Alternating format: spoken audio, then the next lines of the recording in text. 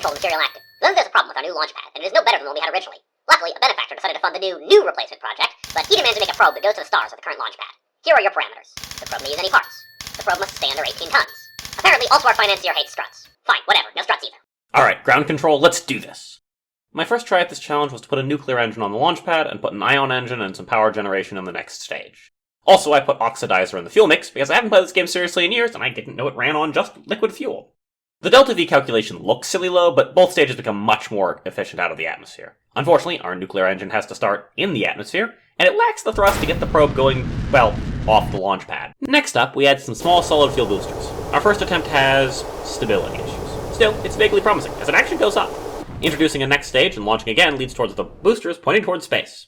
You are not going to space today. We add some fins for stability, and we can stay pointing up.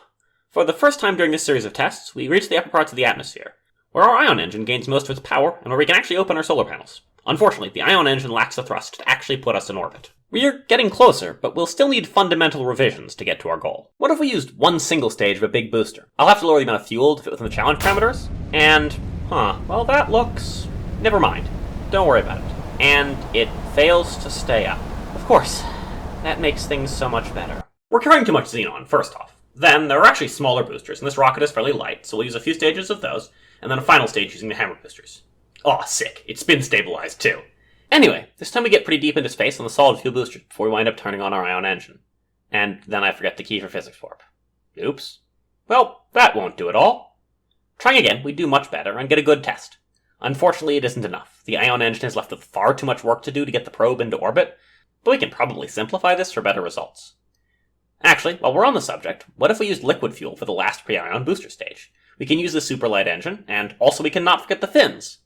What we learn is the liquid engine just isn't powerful enough. It can't burn fuel fast enough to get this probe into orbit. Well, that we can work with, at least. I consider adding another solid fuel stage, but then I ask a more interesting question, which is, can I find a better liquid burner? The Twitch liquid fuel engines do what I need. They aren't much less efficient, and they do burn fuel much faster. I consider adding another liquid fuel stage, but decide against it, and I remove the extra fuel stage, too, since it doesn't add much. The new rocket works... mostly. It has some stability issues, but on the third try, it's stable enough, although not perfectly so. And I get the chance to use the liquid fuel boosters nearly exactly like I'd like, getting me most of the way to orbit. By the time I turn on the ion booster, I'm within 100 meters per second of being in orbit. For the first time, the solar panels open into a world of possibilities, and the ion engine gets me into orbit, and I have tens of thousands of delta V to work with. All burns with an ion engine take a really long time, so actually getting into orbit from being nearly in orbit takes longer than I really expected, but it does work out in the end. I decided to do this as two burns. The first out to Kerbal orbit, and the second out of that orbit. I set up the maneuver, I wait until I'm in position, and I burn prograde. It takes a fair amount of time, and 2 burn cycles, but once it's done, I am in orbit of Kerbal. Unfortunately, probes now require connection to the KSP to operate. Oops. Well, that's at least trivially solved. All I need is an antenna. So, we select and center an antenna, and off we go. Unfortunately, run into a problem, whereas before we had just enough thrust to be able to finish our circularization with my own engine. Now we just don't have that power. I try several times, but try as I might, this isn't a thing that happens one time in several. The launch system just isn't powerful enough. I try a slightly weaker antenna, but I can't manage to get it to center, and we wind up burning towards the ground instead of the sky. Finally, in disgust, I get rid of the antenna. So I launch again, with a new plan. Getting into orbit isn't too hard. I've done it before, after all. Then I make one long burn to Kerbal orbit. I'll have to burn more before the sphere of influence changes, and unfortunately, prograde from the day side of the planet from the easiest orbit to get to is retrograde to Kerbal orbit in the starting position.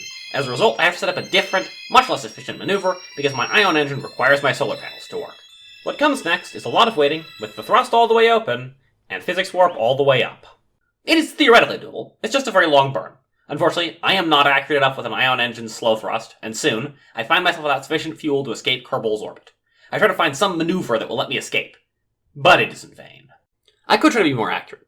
Honestly though, I want to escape Kerbal's orbit going fast, so my probe can get up to a huge distance pretty quickly. Instead, I add more xenon. Unfortunately, this means the rocket is too heavy, and it falls back towards the ocean.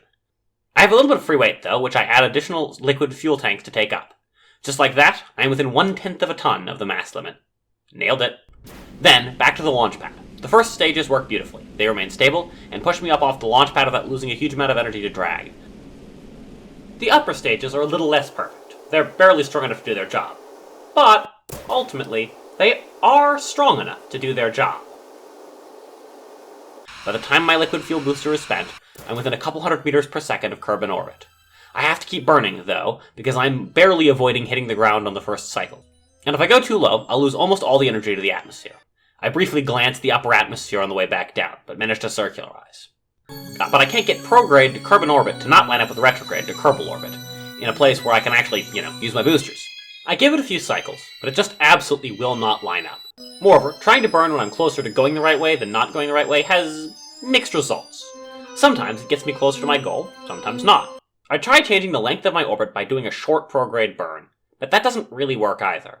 I play around a little, and try to line up a single burn that will allow me to escape both Kerbin and Kerbal, but ultimately it doesn't really work quite as efficiently as I'd like. Ultimately, I have to settle for the strategy I'd used the last time around. I make a first burn until I am at the escape velocity for Kerbin, and then, before leaving the sphere of influence, I line up another maneuver to escape Kerbal's sphere of influence. Noticing again that prograde is still the wrong way, then it is, in fact, a very, very, very long burn. I speed it up immensely here, some number of hundreds of times. I then use my booster until it has no more xenon left in it, which is significantly more force than I actually need to get out of the Kerbal System, which is for the best, given how slow escape would be otherwise. Eventually, the ion engine goes quiet, and all that's left is all that will ever be left for this probe. To coast endlessly. Ground control? Ground control! We've done it! The probe has escaped! The mission is complete! We can afford a better launch pad now! And you, listener, make sure the real patron of this video, the YouTube algorithm, appreciates it by leaving a like and subscribing. Wait, why am I on a radio? This is an unmanned probe. I'm also on the ground.